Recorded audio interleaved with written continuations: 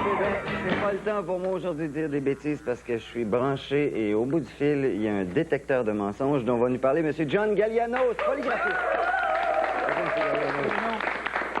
Écoutez, quand on m'a dit que j'allais être branché à un polygraphe, je m'imaginais pas être relié à un ordinateur. Ça fait longtemps que ça existe comme Oui, depuis 1993, à Johns Hopkins University au Maryland, ils ont en fait transféré l'ancien polygraphe dans un ordinateur.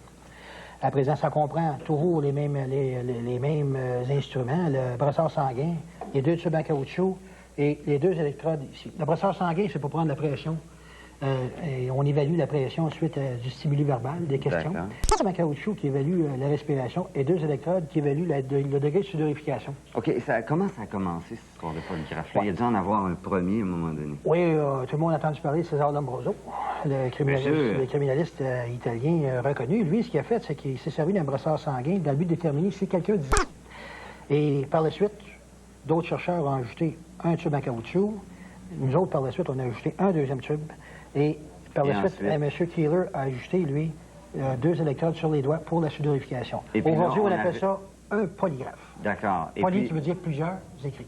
Et puis, justement, c'est parce qu'il se passe une réaction physique au moment où quelqu'un dit un mensonge. Oui, qui est toujours la même, j'imagine. Oui, c'est une réaction involontaire. C'est-à-dire qu'il y a un message qui part du cerveau, aux glandes surrénales, sécrétion d'adrénaline, par le système nerveux autonome, qui veut dire le système nerveux involontaire. Donc, à chaque fois que quelqu'un ment, systématiquement, c'est la même chose qui se passe. Ça dépend d'une personne à l'autre.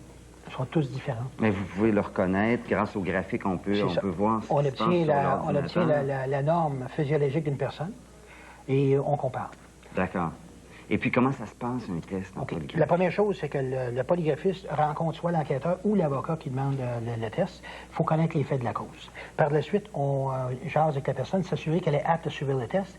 On lui demande sa version des faits. Et par la suite, on revise avec la personne les questions. La personne doit être consentante de suivre le test. OK, il n'y a pas question de surprise dans tout ça. Du tout. Il n'y a aucune question surprise. La personne sait exactement les questions avant le test. Ça n'affecte aucunement le test. D'ailleurs, ça aide le test. Parce que les questions surprises, une surprise pourrait amener une réaction physiologique.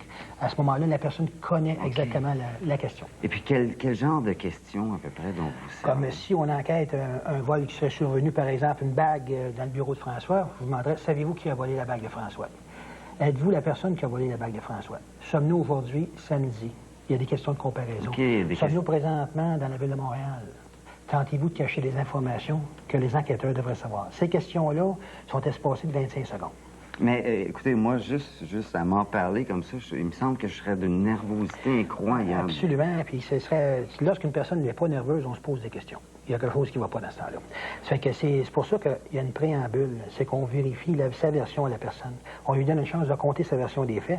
Et la personne n'est pas branchée avant au moins 1 heure de rencontre avec la personne pour lui permettre à la personne innocente de relaxer davantage. Et on ne branche pas tout de suite. Le taux de réussite de cet appareil-là, c'est quoi? Il y a au-dessus d'une centaine d'études qui valident l'opinion polygraphique entre 78 et 98 %, dépendamment du polygraphiste, de l'expérience du polygraphiste, dépendamment du sujet, si la personne est en santé. Si vous n'avez pas dormi depuis 3-4 jours, vous ne seriez pas un bon sujet pour le test.